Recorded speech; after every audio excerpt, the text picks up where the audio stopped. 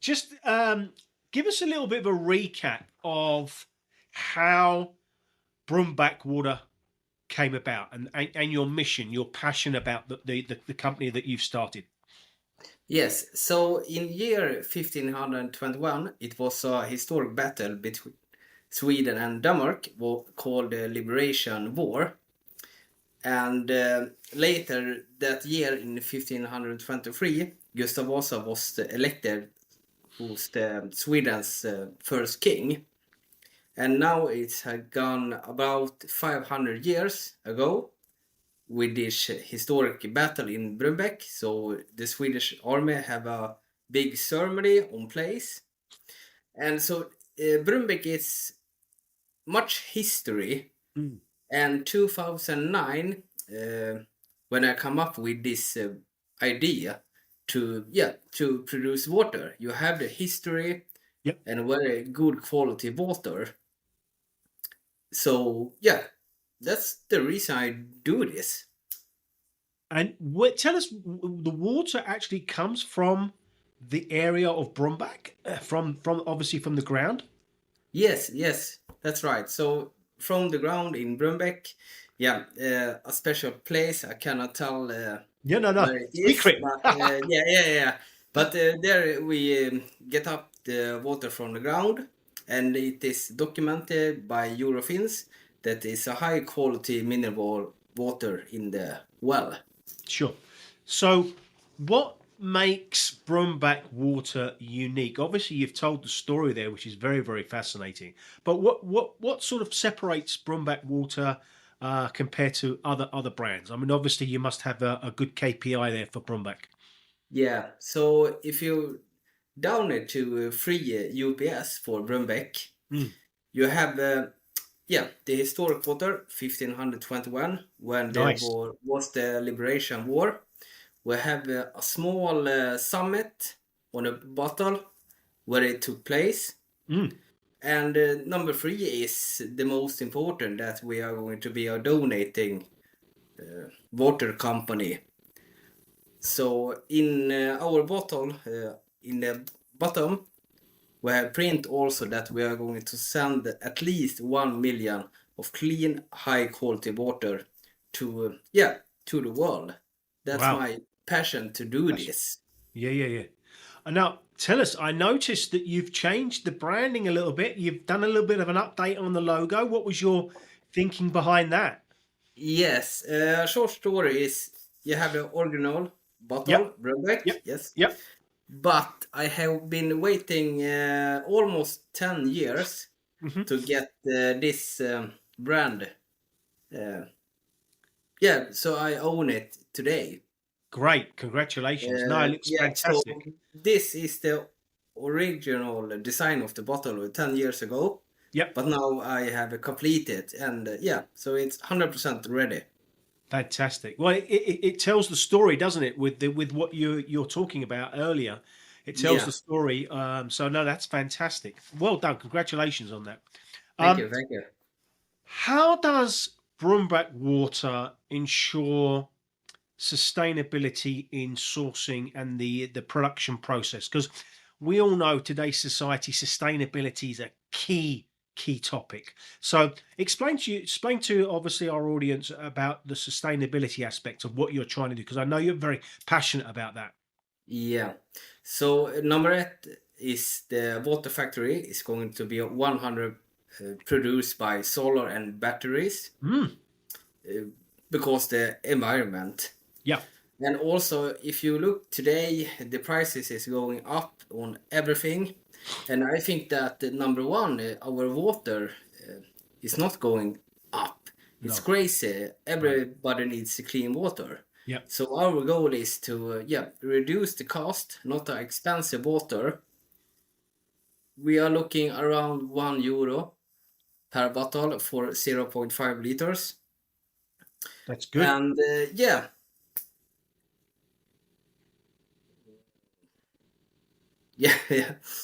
No, no, that's great. That's great. No, thank you for that. So, I know you do a lot within your local community there.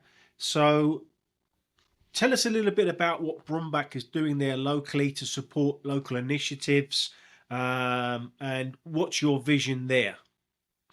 Yeah, we are helping a lot of kids today because the children is the future. We are sponsoring a 2016 football team in Gothenburg called Vellinge with Nice. free water bottles and merch, to promote it. And also the floorball team in Avesta with the free bottles and merch. We attended the big cancer gala in Gothenburg last year with Muay Thai for Life, Yep. and everything was live streamed on dazn.com in 140 countries and millions of viewers. Wow. So Brumbeck was very big show out there. Yeah. Yeah. Also at the big, what to call the jumbo screen. Yeah. Yeah. Jumbo screen. We Yeah. have a commercial movie, and it was about 3,000 people there on Wow. place. So yeah, that's our goal, to clean water to the people, helping the kids. Yeah, Well, yeah. I mean, I think, especially when it comes to sports stuff, it's water. There's nothing better than water to hydrate yeah, yourself, instead of the other sports drinks that got sugar and whatever in it. So yeah, I think it's good to educate the children in today that, hey, water's the source, man. Water's the yeah. source. Yes, So yes. And one more very good thing there is very much talk today about, you have a lot of water, but you have much salt and fluoride in the water. right, Our is very, very low, so it's much better for your body. sure. So, like in any business, mine as well, we always have challenges. What's been one of your biggest challenges that you've overcome and you're proud to have executed on? Yeah. Number one, it's requires a lot of funds to build a water factory. It's Sure. Yeah. very big mission. That's why I almost have done this for about 13 years. It's a lot of planning Yep. because water is uh, one of the top hardest work to do, because I need to secure everything from when I tap the bottle to the customer. Right. So it's very, very hard, and costs a lot of money. But I'm still hanging there, working hard, and I recently signed 2 NDAs. Nice. Hopefully, we maybe can close some sort of investment round. I hope so. We can, start building the factory. Great. Great. And when do you think that may? What's your vision on that? When do you think you may be able to start? It's just obviously it's like anything, it's like funding, isn't it? Yeah, every permission with the community or everything is clear. Yep. Building, um, building license and so everything clear also. But if I'm going to make the investment round today, about 2 years, 2 we are years. going to be in stores. Yes, yes. Fantastic. And in terms of your vision, in terms of distribution, are you just doing the local market there, or are you trying to get into Europe or worldwide? Yeah, worldwide. Wide. Yeah, no, it's Yes. fantastic. And how much water can you? I mean, obviously it's continuing to flow. How much water or bottles can you make a day? Yeah. Um, when I do this investment with a water machine, Yeah. I'm going to produce 25 million liters, 0.5 bottles every year Wow. on one well. One And well, I prepare to do 2 wells two to wells. double it. Wow, that's a lot of water. Yes, it is. And a lot to, take care of Yes. all the license and, secure the water. Yeah, it's not easy, but I have my right man, Christer Larsson, who Okay. is helping with me with, all the stuff that I don't know. Yeah. Well, hey, you always got to have a right hand man to help you out, or woman. So it's all Yeah. good. So let me ask you this one. So talk about your innovative technologies and practice. let's get a little bit technical here. Mm. Um, Explain to us the benefits of Brumback water, what you've in terms of research and so forth.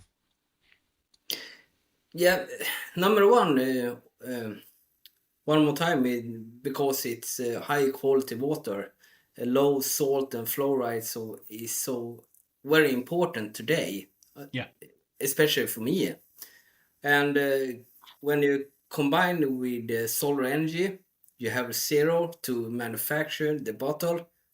It's very good for the environment. And yeah, we are looking what is best, PET, glass, what kind of bottle are we going to do? And there I am open for, yeah, to do the Suggestions. best. Yes, Yeah, yes. yeah, yeah. Yeah, no, absolutely. Because I know obviously there's a lot of talk about plastics and what people are trying to do. So yeah, no, that's good. It's good to think about obviously how you're going to package it and distribute it, and the safe way as well, because you don't want any Yeah, breakages, as it were, because that's a lot of water. yeah. I need to ask you one question. Do Yes. you have it over there? You have the yeah, the cork. Is Oh, it cool. Oh, yeah? we. Is it attached or not? I think I think some brands may have it attached. But then I know there's a lot of other companies that are now getting away from plastics and using sort of like cardboard water products as well. But I think there's a couple of companies that have it attached. Yeah, I don't like it. I hate it. It's Yeah. something when you're drinking. Well, it's difficult because it probably gets in the way, doesn't it? Yeah, yeah, yeah, yeah. No, it's good, good, good. So let's ask this one then. Obviously, Mm. Broomback Water engaging with consumers to promote healthy hydration habits. Give us some tips on. Everybody's like, you've got to drink more water. What is it? What is the amount of water that we should really be drinking? And give us some tips on that. Yeah. Some experts say you need to drink at least yeah, 3 bottles of 0.5 liters every day. Right. I don't know if it's right or wrong, but yeah, water is primary. It's good for your health. But yeah, it is hard to what to say. Yeah, you have the energy drinks, Right. much of sugar and that for the kids. So yeah, it's very hard to yeah. Don't drink Red Bull or Monster. Drink water instead. It's very hard, but yeah, I have 2 kids and I'm telling them every day that yeah, drink water. Drink water. Yeah, Yeah, yeah. I mean, it's all about education, isn't it? And yeah, I remember growing up myself. I wanted some water with some sugar stuff in it, and your parents always said, "Nah, just drink water. It's better for you." So yeah. no, no, it's great. It's great. So the future trends. What do you see happening in the water industry? What's your take on the water industry? And are there different waters out there in the marketplace that have that are better quality? I mean, we even here in America, there's obviously, and it's very sad. Some of the tap water is not great. So what's your views on the water industry per se? Yeah, I know that because reading very much that we are going to have a water crisis Mm, some years later on. That's a fact. So yeah, it is a very hard question to answer. sure. Uh,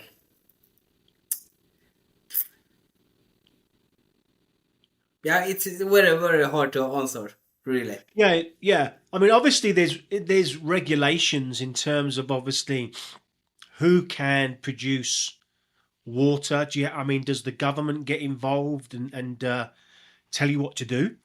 Yeah, that's very good because in the community that I'm living in, Avesta, I have everything sorted out with the community so I can produce this water. So that it's very, very good.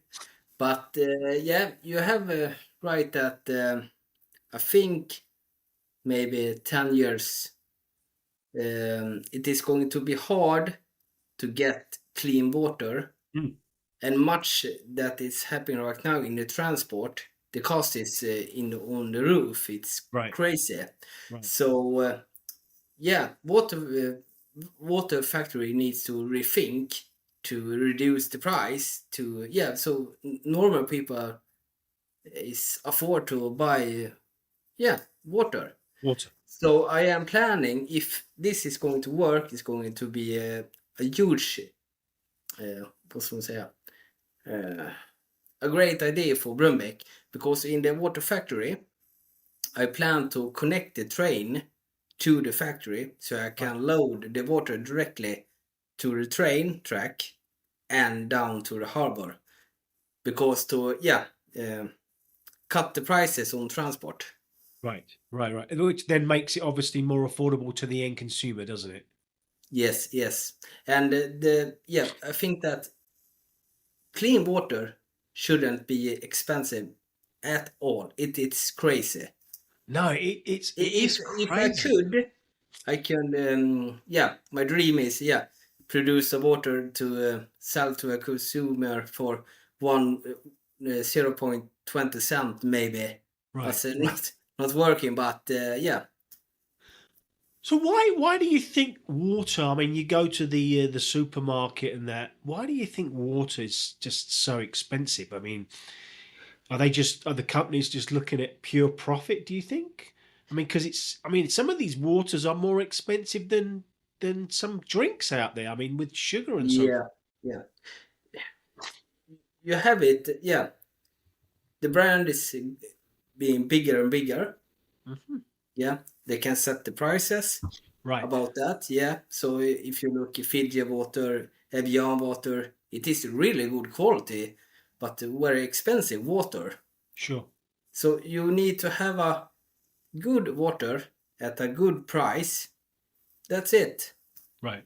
Yep. That's fair enough. So tell us about what's your plan and vision for 2025? Have you got any projects coming up, initiatives? Are you sponsoring anything for obviously 2025? What's the plan and vision?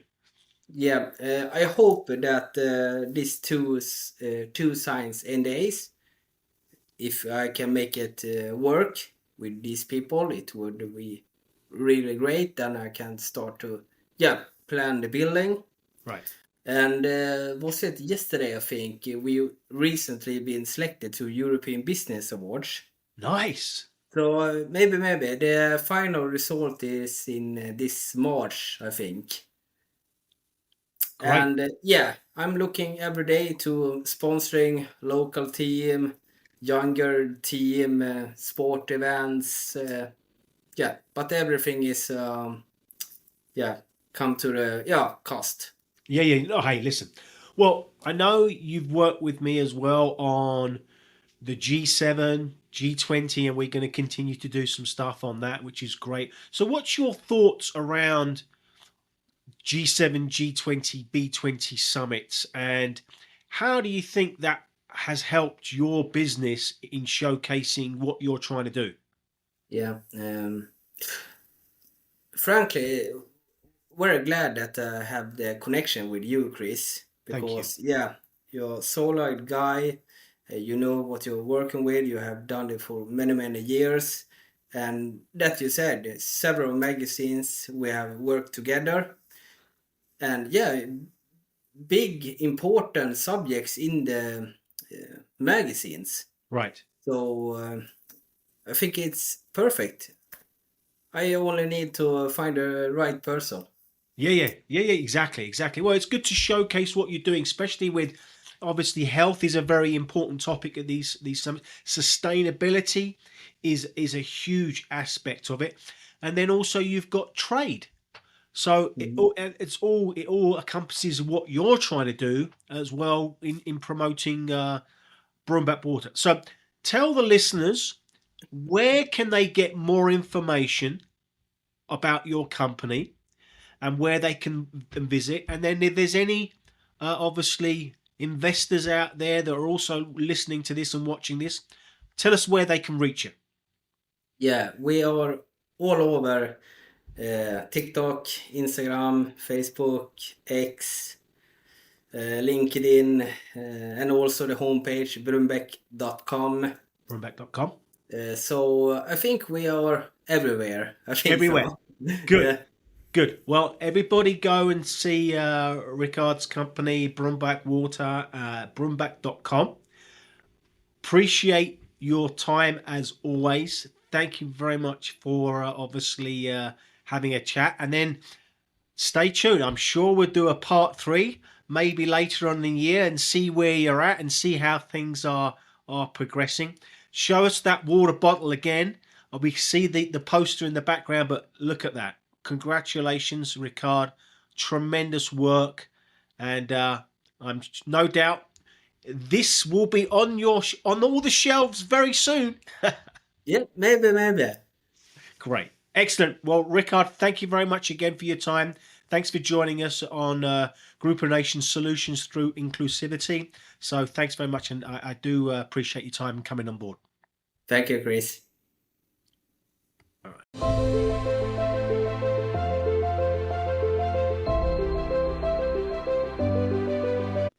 Well, we'll get into it. So, Paul, thank you very much for joining me. We've got obviously very, very special guests. You are the president of CG, Center of International Governance and Innovation. Explain to us, just to begin with, for the listeners, what does CG do? And I know you are chairing the T7, which we'll get into. So explain a little bit what CG is and also what a think tank is. Sure thing. Thanks a lot for having me on the show. So CG was founded about the same time as the G20, that group of the 20 largest economies in the world. And the idea was that that was where the action was going to take place. You know, the decisions on how do we nudge climate change action in the right way, or how do we deal with a global pandemic or financial crisis.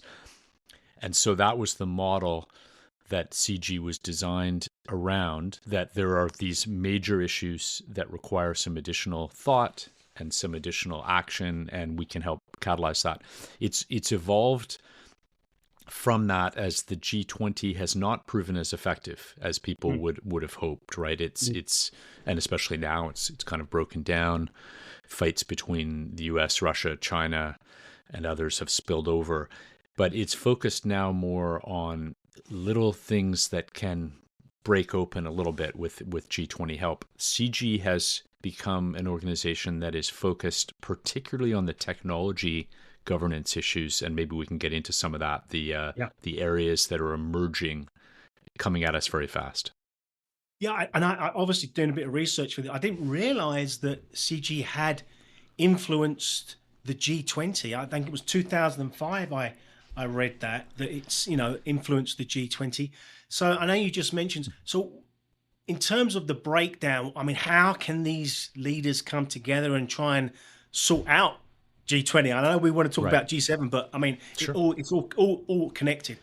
Yeah, well, so the G20 grew into a leaders meeting and other ministers from what was originally the finance track, kind of a technical conversation around financial issues, trade to some degree. And Paul Martin was the Prime Minister of Canada at the time you're referring to. And he said, why don't we raise up the G20 to the leaders level? And then the global financial crisis hit in 2007, and leaders said, yeah, we got to meet. And it's stuck ever since.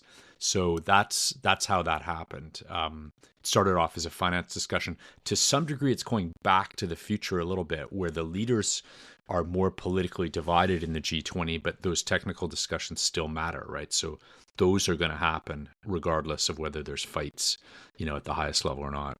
Yeah.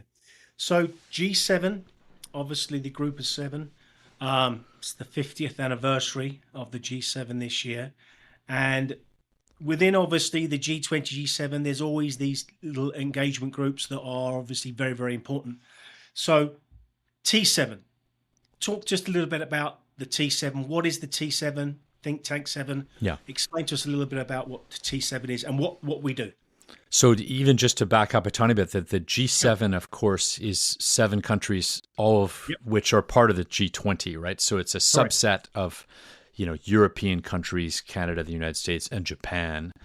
And then the Think 7 or the T7 is one of the complementary pieces to help support that whole global discussion that year. So the Think 7 came together, I think, about 5 years ago now to help feed in what think tanks around the world think are the most important issues. Or, here's an innovative idea on an issue that you're struggling with, G7. Let us put this on the table to try to help you solve it, think about innovative ways on it, or get something on your radar that's not there, right? Like then that's happened over time, where new issues, whether they were around outer space a few years ago or pandemics, and this kind of work happens often in think tanks and then becomes very useful in the context of either a crisis or hopefully preventing that crisis before.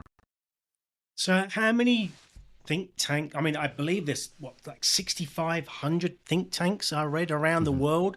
So how many of the think tanks actually are involved in the T7? And the whole mission is to, like you said, discuss task forces. And I know you've got 4 task forces for this one. So how does that all come about? And, the primary mission of the T7 and within that G7 framework, and you obviously discuss and you give white papers. So explain how all that works.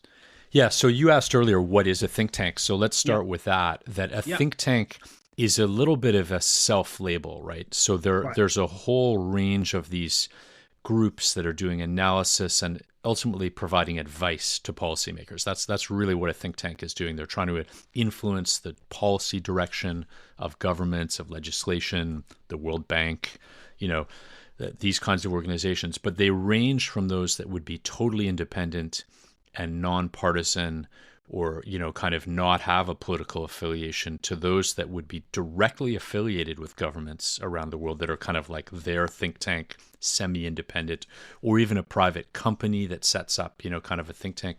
So they're and in universities set up think tanks. So there's this huge spectrum of them. There are literally thousands.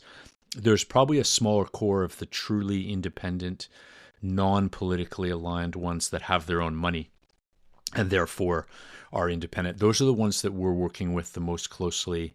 It's not just limited to the G7 countries. Like, we've put out a call for ideas that's global.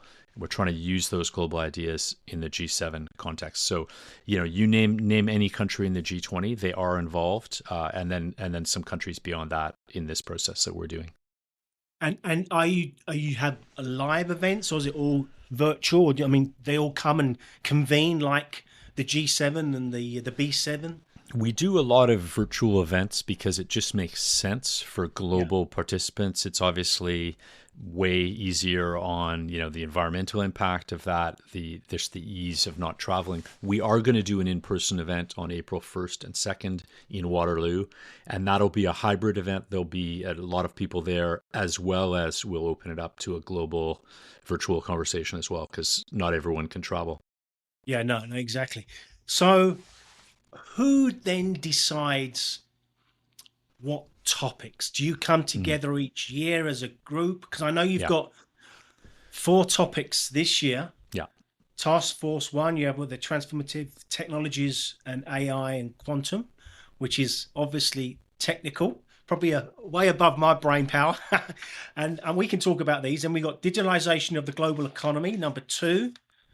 Environmental, energy, and sustainable development, very important, and then global peace and security. So you guys come together and talk about these issues.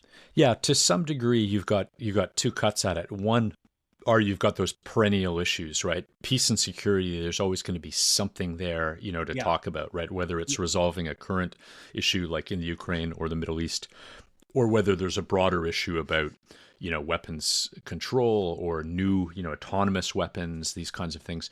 So some of those are they're there virtually every year, right? And then there's something that the think tanks can contribute. In our year, we wanted more of a focus on technology Yeah. and technology governance because we're so focused on that. And the Canadian government as well indicated a lot of interest to focus on these issues of emerging technologies, whether it's artificial intelligence or some new quantum technology, and we could unpack that a little bit as we go through this. But the digital economy one would be again just a core issue. It's coming at us everywhere, right? Like the Yeah. digital impact of everything in every country is there. So these weren't hard topics to pick, and there's quite a bit of continuity between them year to year. So AI and Yeah. quantum. I mean, AI is absolutely everywhere right now. I mean, Yeah. I know obviously a couple of years ago there was the actors strike, and they're all worried about AI and all the fake images, and I think it's a little bit troublesome. I mean, it's brilliant in certain aspects, and I've obviously put it in my business, and because I think if you're not using it, but how can we, I think, protect ourselves a little bit, and then also explain quantum, because that's another Sure. level. So AI is definitely a double-edged sword, as you're saying right Yes. now. But so let's just even frame it a bit more. That I think if you look at the world right now as a whole, it reminds me a lot of that famous Dickens novel, A Tale of Two Cities, right? So it's the greatest time to be alive on the planet, as a Yep. human.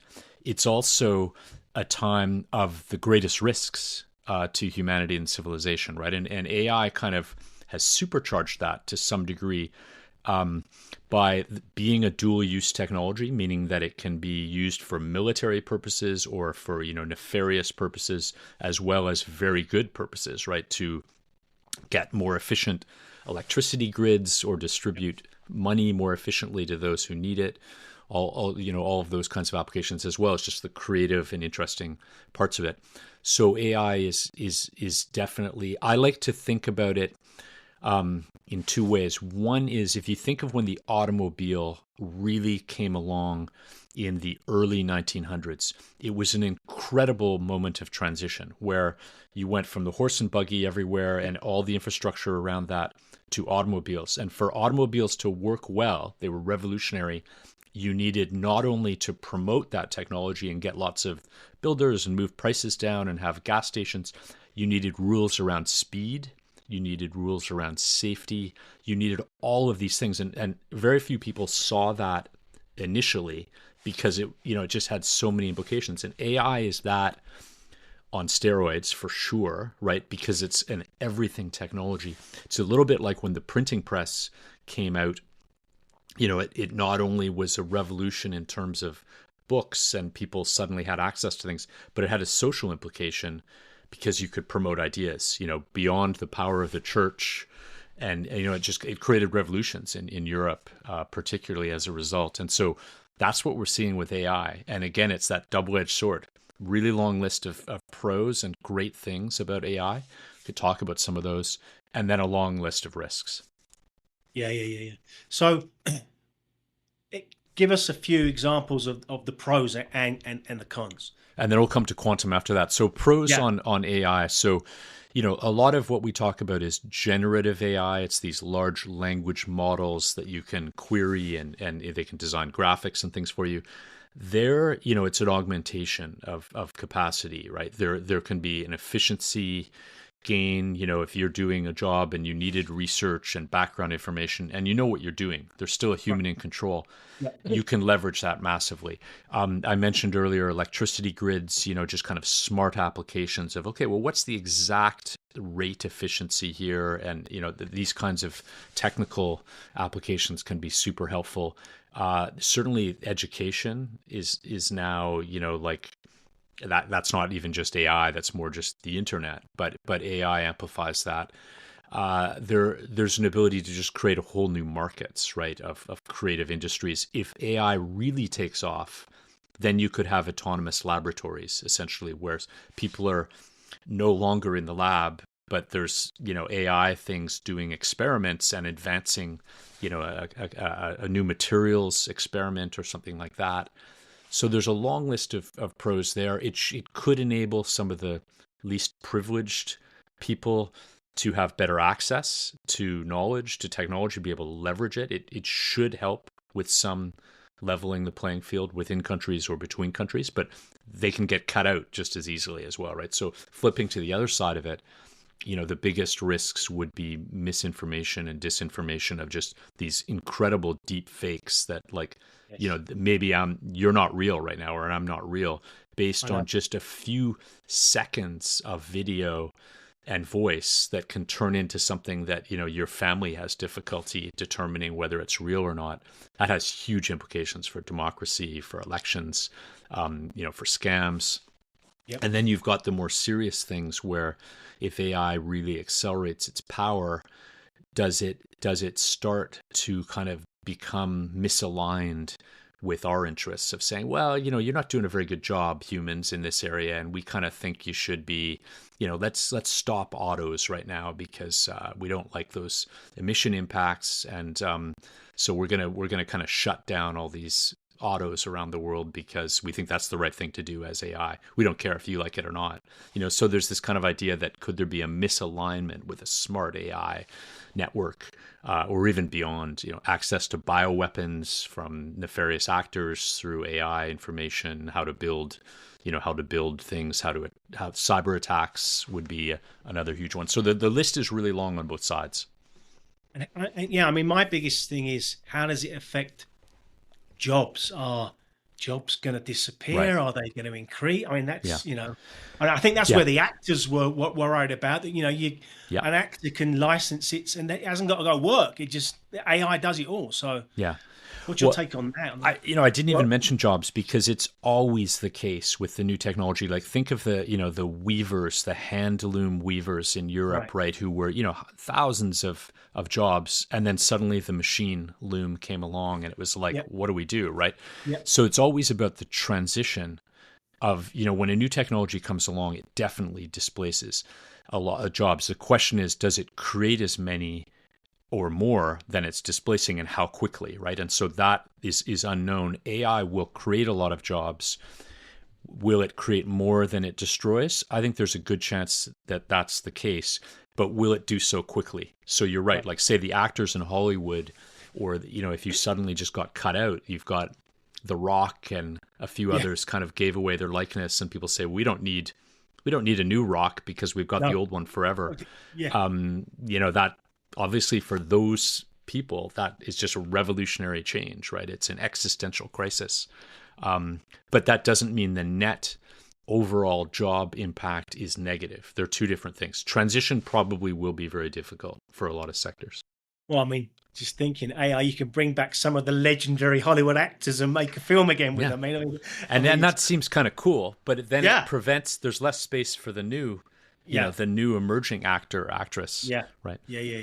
No, it's good. I've got, I've dabbled. I'm not a techie by any means, and I've dabbled. I've got these little bots that help me with my copywriting and then my business ideas and SEOs. And I've got 12 of them, and they just, it's scary. Some of them are great, some of them are not so great, but you have to be careful, especially when you do posts as well, that you still have to read your posts and make sure that what they're churning out is correct information. Absolutely. Human in control, right? Like the big one I didn't mention of the pros and cons is on the military side, right? Like, this is the scariest area that, you can use these new AI empowered autonomous weapons to be incredibly lethal and efficient, in your own protection as a military. But they can obviously also be weapons of mass destruction or weapons of no human in control. Right now, most militaries have a golden rule. The human must always be in control. But if the opponent is not abiding by that, you will be at a disadvantage in kind of head-to-head AI drones, say, right? So there's huge challenges on the horizon, and that's an area where we need to get some global agreements and ways of doing things with AI. Yeah. So let's tap into then quantum. How does quantum? They sort of parallel, do they not? Do they go hand in hand? How does they can? So quantum technology is the most fundamental technology on the earth because it's actually about natural systems, right? Like, this is how natural systems are quantum, systems. So the way that we think about quantum technology now is often along three tracks. And the first one is quantum computing. Let me come back to that one last. The other ones are more about other quantum technologies like sensor technologies, like the origin of a lot of like the MRI, like that's quantum. There are applications of quantum to sensing environmental systems, radar systems, and things like that. And that quantum technology is moving along quite a bit and is less in the public eye, but there's some significant advance there. And then the last area is the quantum encryption. And so that's partly related, it's significantly related to quantum computing in that if quantum computers come online fully, they will be able to crack any current digital binary coding system, instantly, because they're just so much more powerful. So you have to get quantum proof ready, post-quantum encryption. And so there's a huge initiative on that about just secure communications, secure banking information, and all of that, right? To get ready for these computers, which are functioning now, these quantum computers, but they have very little, capacity, and therefore they're not yet. It's kind of like the earliest transistor computer that when they were first starting out, they were, the size of rooms and didn't and couldn't do much, right? Quantum computing is there. It looks like it's going to break out, but no one knows when. And this is why then you have these think tank summits to actually discuss all these good and bad stuff coming in the future that then you can then share with the leaders, because obviously, I mean, they're dealing with a lot of stuff themselves. So, I mean, it's a good opportunity then for you to share with the leaders. Hey, listen, this is what we've, Is that why all these little break-off groups, T7, B7, have all come about? Yeah, that's right. So, like again, with the quantum example, so we're focused on providing advice for this post-quantum encryption. There are some principles and guidelines of how you would do that. And so, say you take the G7 countries, they have an interest in coordinating on this, right? And using best practices and lessons. And so that's something that's like, hey, they're aware of it, but we're emphasizing the importance and saying like, do this. So that would be an example of kind of a up and coming issue. And then other ones might be, well, how do you solve a current problem? Like, what do we do? We're kind of stuck on say, another one would be digital economy. Like, what's the role of cryptocurrency going to be alongside central bank, digital currencies or others? Like, how do these things all fit together? Like, what do we do with that? What's the best thinking around those current issues that the governments around the world are struggling with? So, you said digital economy. So that's your task force number 2. Right. We'll do it. We've done number 1. It's very, very interesting. So digital economy. Yes. So explain a little bit more about the crypto aspect, because that's obviously, I mean, there's still Bitcoin and all these different digital coins out there. How's that progressing? Are the governments still in favour of it or not in favour of it? How is it all working? I mean, I know it's probably quite good in the third world countries that they're still... Yeah, that's right. I mean, the starting point for this digital economy discussion is the recognition that data is now an asset, right? Like in everything, every aspect of the economy, and the governments haven't really adjusted to that fully, right? Either in the way that they count things of what matters and what doesn't, or the statistical systems, but also just in valuing things. Like, how do you promote companies? Like, it's not really, traditional goods matter, like the export of grain or the production of autos and things, that still really matters. But a lot of the economy is driven now by these intangibles. The largest stocks, the largest company market caps are mostly in these intangible spaces, right? Like the FANG. So how is crypto playing into this? To your specific question, it's completely changed in the last year or two. I think when Bitcoin was first introduced, it was a reaction to the global financial crisis of saying we can't trust dollars and we can't trust central banks, and here's an alternative currency. but it hasn't evolved that way. It wasn't an alternative currency, and it's not really one that functions that way because transaction costs are high and they're not very fast. But it morphed into this, here's a space where you can maximize innovation to do quick transactions or interesting things, and it's not subjected to inflation in the same way in the case of Bitcoin, or the intervention of central banks or governments to print more money, etc. So they like that as a foundational element, but it was a little bit of a outside of the mainstream.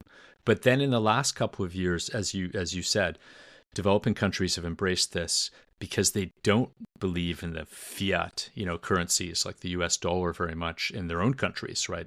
Nigeria, Brazil, Argentina, take your pick. So they embraced this quite a bit, and then countries like the Middle East,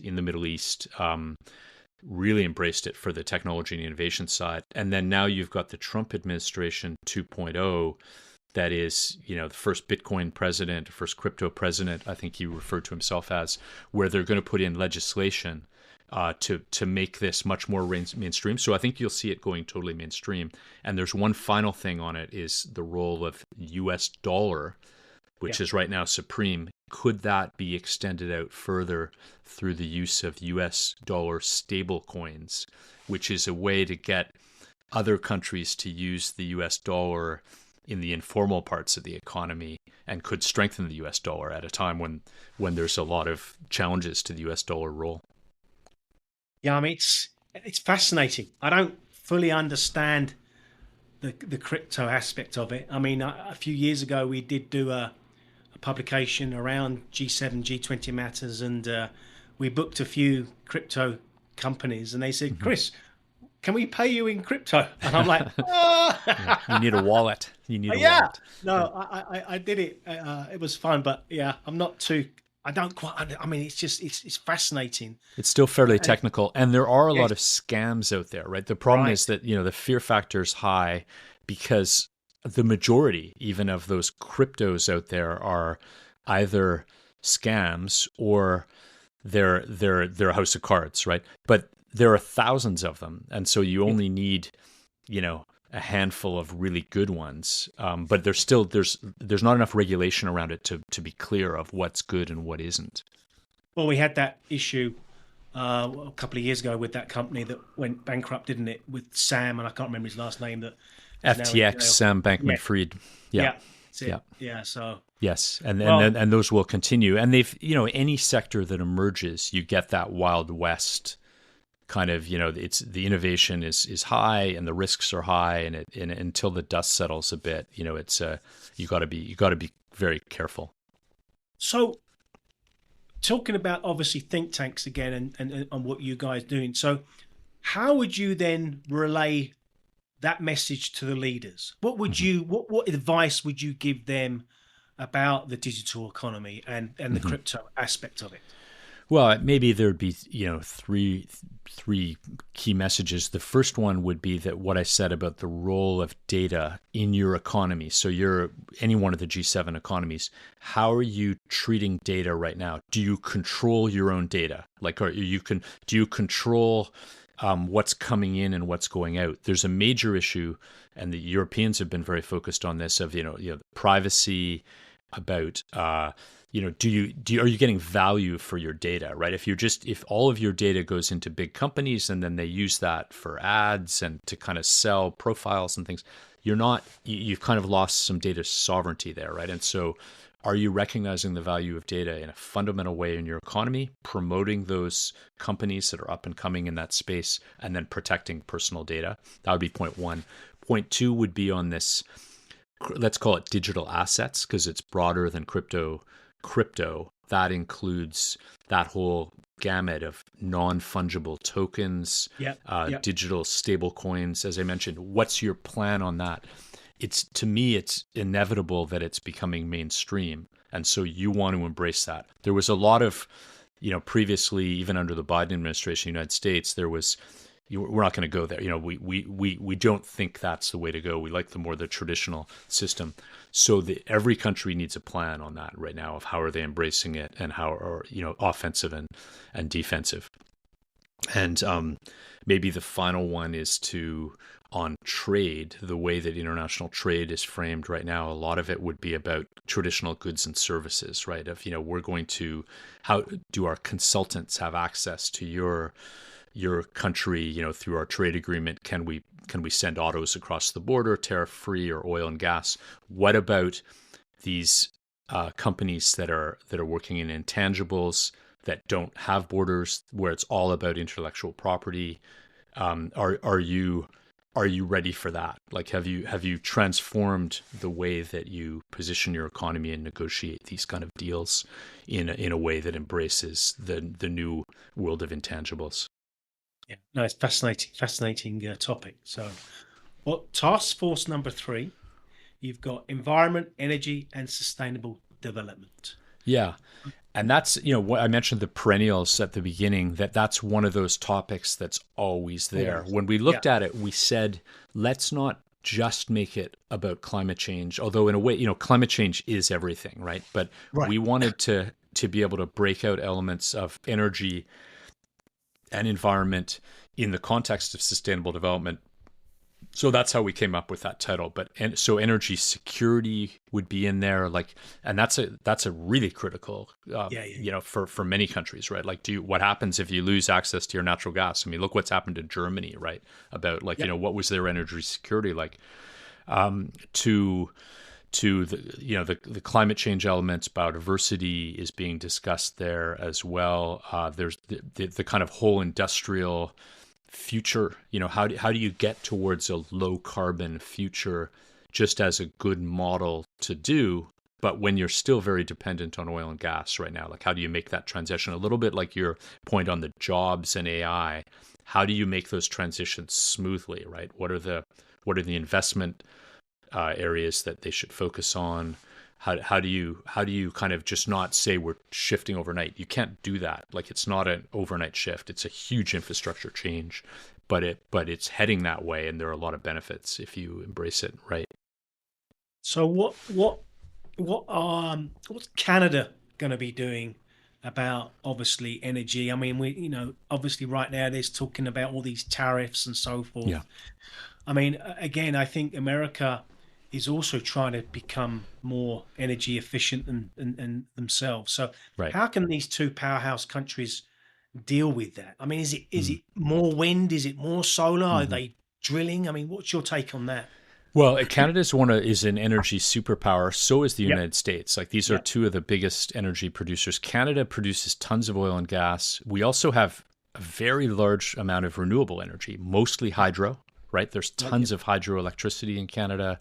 There's a fair amount of solar and wind and, geothermal and these emerging areas. And so Canada's kind of got it all. What it doesn't have is an easy way to export that energy, because energy doesn't, it's hard to move stuff through wires far, and it's expensive to get oil or natural gas out. And so Canada's super dependent on an infrastructure that goes south, right? And even to get to the eastern part of Canada, some of those pipelines cut across the US. And so that has been a fundamental wake-up call for Canada about, if you can't trust your partner to the south, and it's not a forever friendship, your own energy situation is in jeopardy, right? And so that has been a huge deal for Canada. But, is that still the right structure for Canada? U.S. is going to expand oil and gas under the Trump administration, almost certainly, in Alaska, drill baby drill mantra. So it sets back the climate change transition, the green transition a little bit, right? I think that will be slowed down. Not clear to me that it was on a super fast track anyway under previous administrations. And of course, the Paris Agreement commitments are not being met by most countries, right? So the climate change commitments are not going well. I think they're still heading in the right direction, but at a slower pace than they were.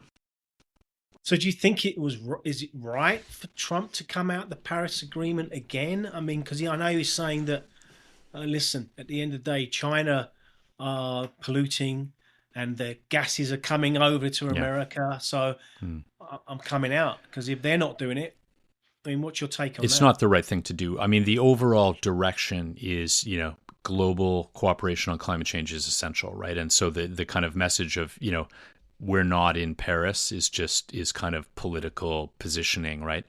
China is now the biggest emitter of greenhouse gases by far, but because these greenhouse gases live for a while in the atmosphere, there are a lot of other ones up there that still haven't kind of cycled out that are not Chinese, right? So there's an historical, greenhouse gas kind of cost to pay here, right? So you can't put it all on China, but at the same time, it's going to matter what China. It's kind of in China's hands now, right, in terms of the future, and India will come up there shortly. So there needs to be a huge focus on China, but the others, it's not the right thing to do to just kind of say, we've done our bit, which the U.S. hasn't. They need to stick with it.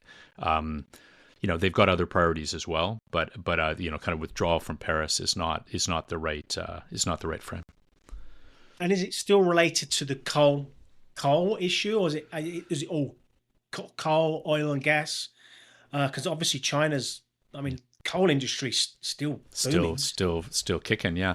So this is it's a super interesting one because when you have these proposals go to the international organizations that are funding projects, it's like, here we have a new coal project in a poor region, in a poor country. Do you want to say no to that? Right. And so they tended to say yes. And you see the same thing happening in China and India, where they've got a kind of a more remote area, a poor area. They're like, we're not going to say no to this coal project because that's the only project we've got right now that's doable, right, in terms of cost and location. So they're going to keep doing those. They are, China's doing a fair amount on climate change in terms of green technologies elsewhere. They're doing a lot, right? But they're going to keep doing both. That's the dilemma of they're not willing to totally cut off, totally go green. And the U.S. is clearly not either, So who is going totally green other than Iceland? Canada's somewhere in the middle. We're still producing a lot of oil and gas. It's a really difficult transition that takes longer than the climate change scientists would like, right? Based on the greenhouse gas concentrations and their projections. But we're going in the right direction. We're getting there slowly. We are overall, but will it be fast enough, right?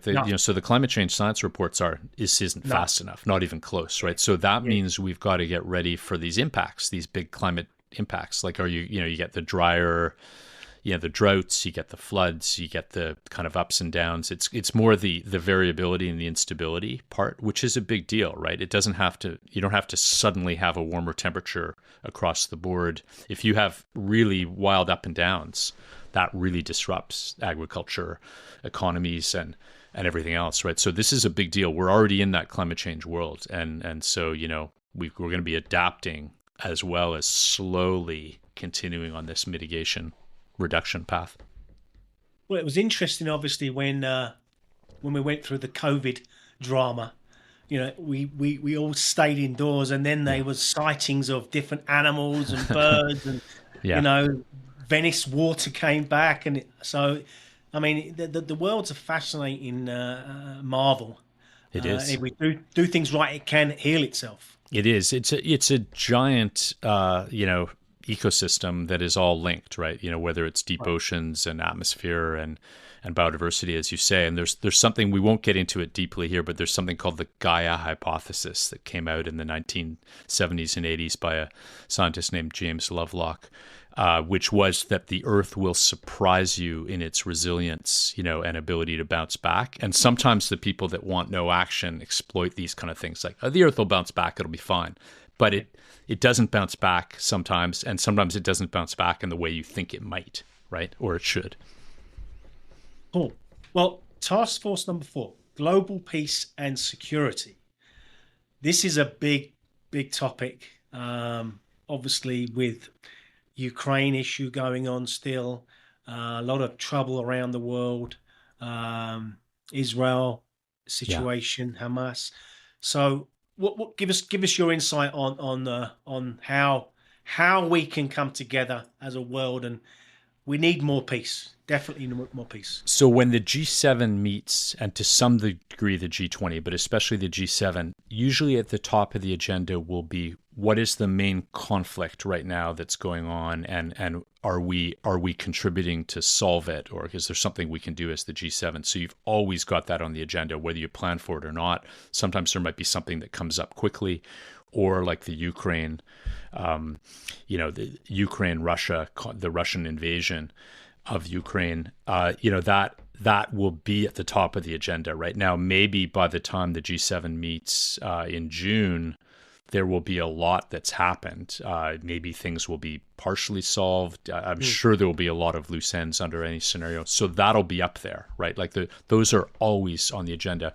We're not diving too deep into that or the Middle East, and there's lots of think tanks and conversations on it already. We've tried to make this one a little bit more related to the technology because of the themes we've done on others. So we're focusing on cyber security being just a huge deal. Like it's just exponentially increasing the number of cyber attacks, the sophistication. AI contributes to that, right? By like, let's make an even more sophisticated find a hole, or kind of some kind of fake cyber attack on an organization using good information AI generated. We're also looking at the autonomous weapons that I mentioned earlier, about that whole new space of just how do you deal with autonomous weapons, right? Like, there should be rules, like some global frameworks around, just like there have been with nuclear weapons, right? That you don't want the proliferation of these things without any rules or framework around them, and also looking a little bit at the role of international organizations in helping manage some of these conflicts. There's always these issues of, well, if the conflict is a little bit of a standoff, like it might be in the Ukraine, will there be peacekeepers? Will there be, will international organizations have some role there to kind of keep that steady state as things move back into some new normal, semi-normal? So I read, obviously, I think it was last week or so, that with the negotiations with Russia and Ukraine, that President Trump wanted to invite Russia back to the G7 and become the G8 again. Right. What's your take on that? I mean, they shouldn't be back unless they solve things. What do you think? I think there's a pretty high bar to Russia returning to the G7, right? Like, so for that would be the view of perhaps everyone except for one or two individuals. Even I'm not even sure the U.S. would be would the Senate agree with that idea? I don't think they would, right? So I think it's an extremely high bar, well beyond resolution of the Ukraine-Russia war. But in some ways, there's a broader challenge for the G7 right now, and that is President Trump going to play in the G7, in a way that's constructive and sees a G7 value, or is it just all America first? Maybe he doesn't even play directly and deploys JD Vance to send messages like he did to Europe. It's in a really tough space right now, but the G7 there's kind of a role for other G7. I think you want to be sure that you're not just frozen, kind of by either watching what Trump's doing, President Trump, or just listening to him and kind of falling in line. Like these countries should have views on things and should be pushing them regardless of whether they're getting warm signals back from Washington. Yeah, because I read, I think it was yesterday, that the US weren't at the G20 opening in South Africa. No, they weren't, and they've basically said they're not going to show up for the majority of things in South Africa. The foreign ministers, Marco Rubio, said he wouldn't be there because they object to a lot of domestic policies right now in South Africa about farmland control, and so there's a lot of controversies there going on domestically that have led to the Trump administration saying we're not going to be there. The G7 will be different, but there are a lot of tensions between Canada and the US right now. So it'll depend who's in we don't know which Canadian prime minister will be in place when they host the summit in mid-June in Canada, because between now and then the Justin Trudeau won't be there, but we don't know who will be the new prime minister in that seat. So just give us a little take on that. How for the listeners, how is that happening? So right now, Prime Minister Trudeau's obviously resigned. He's there until when? And there's going to be elections. And then when do you see Canada having a new PM? So it's partially laid out now. There's a timeline on certain things, but there are a lot of variables that could happen. So on March 9th, the Liberal Party of Canada, which is currently in power, Justin Trudeau's party, will have a leadership vote, and they will have a new leader at that point. It's likely to be the leading candidate right now, Mark Carney. Then what would happen is they've got a couple of weeks before the Parliament of Canada returns, which is, a couple weeks after that date. And then normally there would be a confidence vote within a couple of days, if not hours, and the government would fall and Canada would go into an election. But there are ways that somehow, a confidence vote might be postponed. There could be some deals between different parties, because there aren't just two parties in Canada. There are really four main ones that will be playing out in that context, so that it could somehow go on a little bit longer before an election hits. But let's say it's most likely an election would happen in April in Canada, and then you'd have a new prime minister in place for this G7 leaders meeting in mid-May in Alberta. So obviously with Trudeau resigning and then obviously Mark Carney perhaps getting in, then they just have to do a general election. Yes. Well, the timing was for one this fall, but they have to do a general election if they lose a confidence vote in the Canadian parliamentary system. If enough opposition members of parliament say we do not have a confidence in the government has to call an election. It's just the way it goes, right? So because they do not have a majority. The Liberal Party does not have an absolute majority right now, so they're dependent on these other votes. Interesting. Well, it's going to be an interesting G7 with a new leader. Yeah. Probably only like a month in, even 2 or 3 weeks, and he's got to put that together. Well, yeah. And Pierre Poilievre is the leader of the Conservative Party in Canada, has been leading massively in the polls for a long time. But in the context of a trade war with the U.S. and a new Liberal leader and things, it shakes up the dynamics a lot. So it will be an interesting election in Canada, and there could be a totally different party in place in May or June, and that's what the polls have been saying. But things can change. Well, I've got a meeting a couple of hours with the G7 host committee leader, so that should be interesting. We'll stay tuned on that. Great. Paul, thank you for obviously joining me today. Thank you. Appreciate obviously this. Is there any other message that you'd want to share about G7, and obviously CG, lastly on with the listeners? Well, I'd say we do have a podcast at CG called Policy Prompt. You can find that at policyprompt.io. I think that the value of international cooperation always goes up and down, right, over time.